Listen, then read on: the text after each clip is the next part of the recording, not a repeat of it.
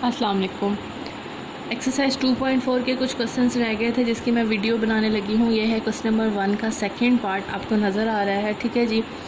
इसमें आप देख रहे हैं कि दो ब्रैकेट्स हैं, तो जब दो ब्रैकेट्स हों तो इसका मतलब है दोनों आपस में क्या हो रही हैं, मल्टीप्लाई हो रही हैं। तो नंबर को हम नंबर के साथ मल्टीप्लाई कर देंगे, ये हो जाएगा हमारे पास 8 2 ज़ार 16, ठीक है, प्लस माइनस माइनस और 8 2 ज़ार 16। अब आप ये देखें कि इसमें x की दो वैल्यूज़ हैं, y की भी दो वैल्यूज़ हैं, तो हम x वाली वैल्यूज़ साथ लिख देते हैं डॉट डाल के। डॉट का आपको पता है कि मल्टीप्लिकेशन को शो करता है, और y वाली वैल्यूज़ जो है वो हम एक साथ लिख देते हैं इस तरह, ठीक है जी। x वाली x के साथ लिख दी और y वाली y के साथ लिख दी, दरमियान में डॉट लगा दिया ताकि पता चले कि सारे आपस में क्या हो रहे हैं, मल्टीप्लाई हो रहे हैं। करने के बाद हमने एक प्रॉपर्टी पढ़ी है, वो प्रॉपर्टी ये है कि जब आपके पास बेस एक जैसी हो और दरमियान में मल्टीप्लिकेशन का साइन हो तो उनकी पावर्स जो हैं वो क्या हो जाती हैं, ऐड हो जाती हैं। तो हम x को एक दफ़ा लिखेंगे और उसकी पावर जो है उसे हम क्या कर देंगे, ऐड कर देंगे, ठीक है। इसी तरह सेम हमने y के साथ करना है। आप देख रहे हैं कि y और y एक जैसा है, दरमियान में मल्टीप्लिकेशन है, तो उनकी जो पावर्स हैं ना दोनों आपस में क्या हो जाएंगी, ऐड हो जाएंगी। x वाली पावर्स को भी ऐड कर दी और y वाली पावर्स को भी ऐड कर दी। इन्हें सॉल्व कर लेते हैं। -16 5 as it is plus minus minus 3, ठीक है जी, -4 + 2 एज इट इज़। सिंपल, यहाँ से हमने ब्रैकेट हटा दी। फर्दर सिंप्लीफाई करेंगे, 5 - 3 आपके पास 2 आ जाता है और y -4 + 2 आपके पास आ जाता है -2। फिर मैंने आपको ये भी बताया था कि कुछ प्रॉपर्टी ऐसी होती हैं जिसमें हम नेगेटिव को पॉजिटिव बना सकते हैं। तो हमारी ये जो नेगेटिव वाली वैल्यू है ना, ये आप देख रहे हैं कि ये नेगेटिव में है, तो अगर मैं इसे नीचे डिवीजन में ले जाऊंगी तो ये क्या हो जाएगी, पॉजिटिव बन जाएगी। यही हमने प्रॉपर्टी पढ़ी है ना। तो सिंपल इज़ दैट, ये इसका आंसर हो गया। ये हो गया जी हमारे पास सेकेंड पार्ट। अब इसका सेम थर्ड पार्ट करते हैं हम। चलिए जी, थर्ड पार्ट में हमारे पास है x -2 y -1 z -4 x4 y -3 z 0 और ब्रैकेट क्लोज, और बाहर आपके पास है -5, सॉरी -5 नहीं है, ये है जी आपके पास -3 है बुक में, ठीक है जी। ये आपका क्वेश्चन है। अब क्वेश्चन को हमने उसी तरह सॉल्व करना है। हमने ये प्रॉपर्टी पढ़ी है कि जब x और x आपस में एक जैसे हों और डिवीजन हो रही हो तो ये जो +4 है ये ऊपर जाके क्या हो जाता है, -4, मतलब अपना साइन चेंज कर देता है। तो हमने इसी तरह करना है। -2 जो है हमने एज इट इज़ लिखा, ये +4 था, ऊपर जाके क्या हो जाएगा, -4। इसी तरह y वाली वैल्यूज़ को ये -1 हमने एज इट इज़ लिख दिया, और ये जो -3 है ऊपर जाके क्या हो जाएगा, +3। Same as it is z के साथ हम करेंगे, -4 एज इट इज़, और ये जो 0 है ये ऊपर जाके क्या हो जाएगा, -0, और बाहर वाला -3 ऐसे का ऐसे।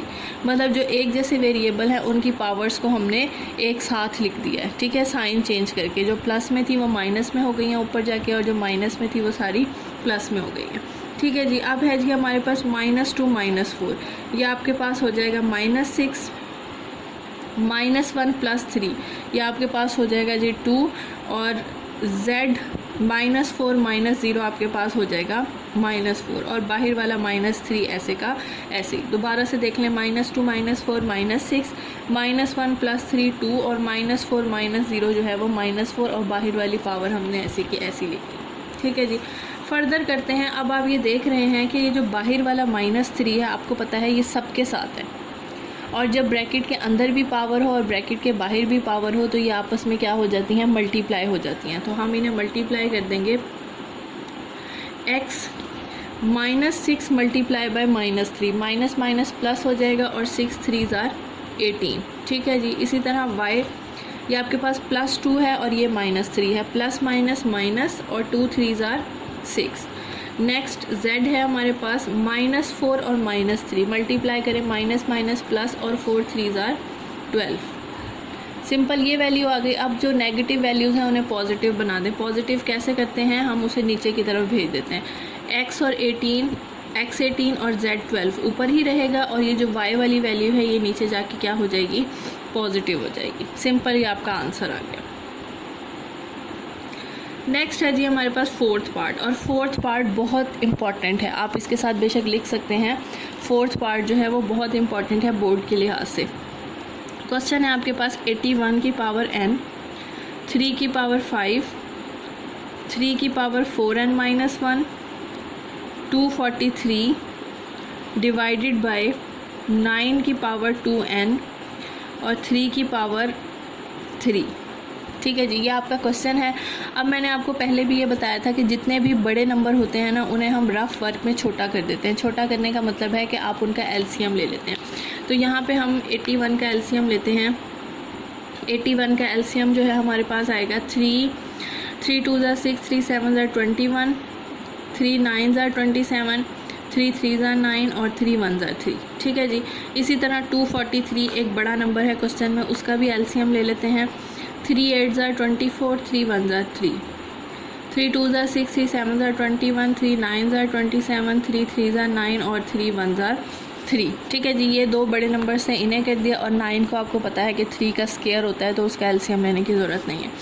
चले जी, 81 की जगह हमने ये निकाला है 3 की पावर 4, बाहर वाला n ऐसे का ऐसे ही, 3 की पावर 5 ऐसे का ऐसे ही, 3 की पावर 4n-1 ऐसे का ऐसे ही, और 243 की जगह हमने निकाला है 3 की पावर 5। ये पुट कर दी हमने। ठीक है जी, 9 को हम लिख सकते हैं 3 का स्क्वायर, और 2n जो है मैं बाहर लिख रही हूँ। ठीक है, वैसे तो अंदर है लेकिन आप बाहर लिख दें, कोई मसला नहीं है। और 3 की पावर क्यूब। ठीक है जी, इसकी और इसकी जगह हमने वैल्यू पुट कर दी, बाकी सब कुछ वैसे का वैसे ही आ गया। अब आप ब्रैकेट हटाना शुरू करें। आपको पता है पावर अंदर हो और बाहर हो, वो आपस में क्या हो जाती है, मल्टीप्लाई हो जाती है। तो ये बन जाएगा 3 4n, ये ऐसे का ऐसे ही, 3 4n-1, 3 की पावर 5, 2 2 ज़ा 4n और 3 की पावर क्यूब। ठीक है जी, मैंने ब्रैकेट की जगह सबके दरमियान डॉट डाल दिया। आपको पता है डॉट और मल्टीप्लिकेशन एक ही बात है, वो मल्टीप्लिकेशन हो ही शो करता है। ठीक है जी, अब हम ये देख रहे हैं कि ये दोनों बेस एक जैसी हैं। देखें ना, 3 और 3 बेस एक जैसी हैं, तो इनकी पावर्स क्या हो जाएंगी, ऐड हो जाएंगी। तो प्रॉपर्टी के मुताबिक हमने इनकी पावर्स क्या कर दी, ऐड कर दी। माइनस ऐसे कैसी, अब ये देखें बेस एक जैसी है, इनकी पावर्स भी ऐड हो जाएंगी। 4 - 1 + 5। ठीक है, ये प्रॉपर्टीज़ लगा रही हूँ मैं, वो जो प्रॉपर्टी हमने पढ़ी है। सेम ऐसे ही नीचे भी आप देख रहे हैं कि बेस एक जैसी है और मल्टीप्लिकेशन हो रही है, तो इनकी पावर्स भी क्या हो जाएंगी, ऐड हो जाएंगी।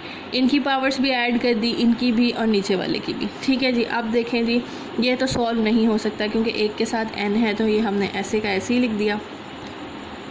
3 4n -1 + 5, ये सॉल्व हो सकता है। यहाँ पे आ गया +4, और नीचे वाला भी सॉल्व नहीं हो सकता, वो हमने ऐसे का ऐसे ही लिख दिया। ठीक है जी, लिखने के बाद अब मैं आपको मैथमेटिक्स का एक रूल बताती हूँ। मैथमेटिक्स का एक रूल होता है कि अगर आपके पास दरमियान में प्लस माइनस का साइन हो और डिवीजन में भी एक चीज़ हो, तो डिवीजन वाली चीज़ को आप दोनों के साथ अलग अलग लिख सकते हैं।